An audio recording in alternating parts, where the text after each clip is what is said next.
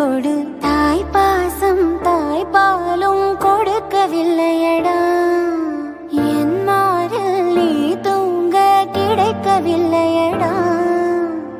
பிறவி ஏழும் எடுத்தால் கூட பிரியம் இல்லை இனிமேல் வாழ. சித்திரனே செந்தமிழே வார்த்தைகளில் வா வா என்னுயிரே மீண்டும் ஒரு ஜனனம் கொடு. வாடா என் மகனின் அன்னையென பதவி கொடு.